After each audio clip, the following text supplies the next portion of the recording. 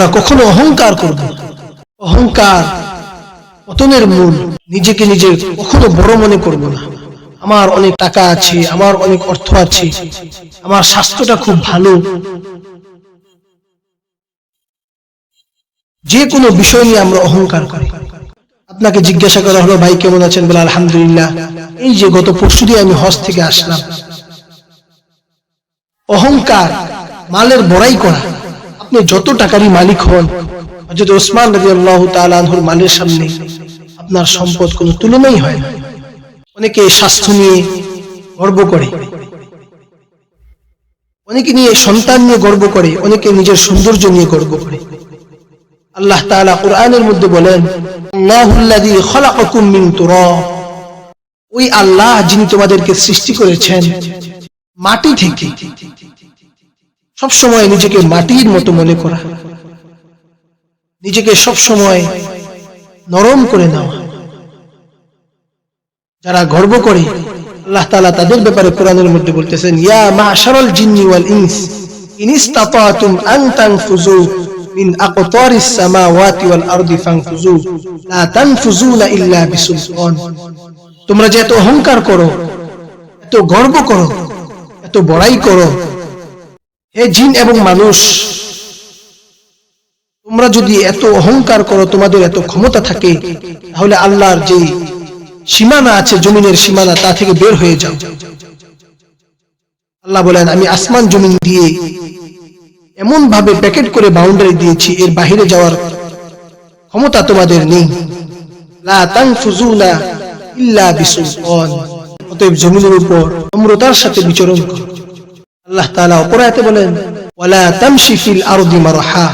জমিনের মধ্যে অহংকার নিয়ে চলো না, জমিনের মধ্যে ভাবসাব নিয়ে চলো না। ইন্নাকা লান তাখরিকাল আরদা ওয়া লান তাবলুগাল জিবালা তুলা। তুমি যে অহংকার করে চলো, তোমার এই অহংকারের কারণে তুমি কি জমিনকে ধসিয়ে দিতে পারবে? নাকি তুমি অহংকার করে ওয়া লান তাবলুগাল জিবালা তুলা, পাহাড়ের সমান উঁচুকে তুমি ছাড়িয়ে যেতে পারবে? অতএব এই জন্য তুমি অহংকার করবে। আল্লাহ তাআলা বলেন, মানুষ যখন নিজেকে নম্র ভদ্র বানাবে, নিজেকে যখন সবচাইতে ক্ষমতাশীল যিনি আল্লাহ তাআলার গোলাম মনে করবে, তখন মানুষের ব্যবহার কেমন হবে, মানুষ কি ধরনের আচরণ করবে জমিনের মধ্যে। আল্লাহ তাআলা বলতেছেন, ইবাদুর রহমানিল্লাযীনা ইয়ামশুনা আলাল আরদি হাওনা ওয়া ইযা খাতাবাহুমুল জাহিলুনা ক্বালু সালামা। মানুষ যখন নিজেকে সমস্ত ক্ষমতার উৎস আল্লাহ তাআলার গোলাম মনে করবে, দাস মনে করবে, তখন মানুষ জমিনের মধ্যে মাথা নিচু করে চলবে, অহংকার মুক্ত ভাবে চলবে।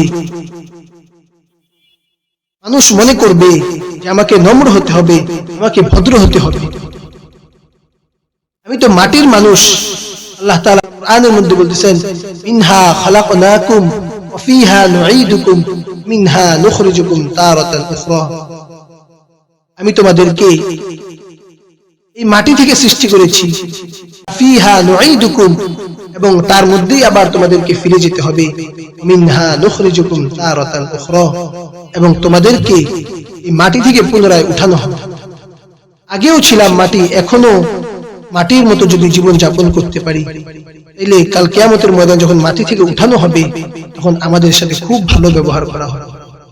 আর যদি অহংকার নিয়ে চলি, আল্লাহ তাআলা কোরআনের মধ্যে বলেন, ইবাদুর রহমানিল্লাযীনা ইয়ামশুনা আলাল আরদি হাওনা ওয়া ইযা খাতাবাহুমুল জাহিলুনা ক্বালু সালামা। যারা রহমানের গোলাম হবে, অর্থাৎ আল্লাহ তাআলাকে মনে বিশ্বাস করবে, নিজেকে মনে করবে যে আমি রহমানের গোলাম। ইয়ামশুনা আলাল আরদি হাওনা, তারা জমিনের মধ্যে মাথা নত করে চলবে, অহংকার মুক্ত ভাবে চলবে। ওয়া ইযা খাতাবাহুমুল জাহিলুনা ক্বালু সালামা। আর যখন কোন মূর্খ লোক, কোন জালেম তার সাথে, কোন অহংকারী তার সাথে অহংকারপূর্ণ আচরণ করবে, তখন সে তার সাথে ভালোভাবে উত্তর দিবে, নম্রভাবে উত্তর দিবে।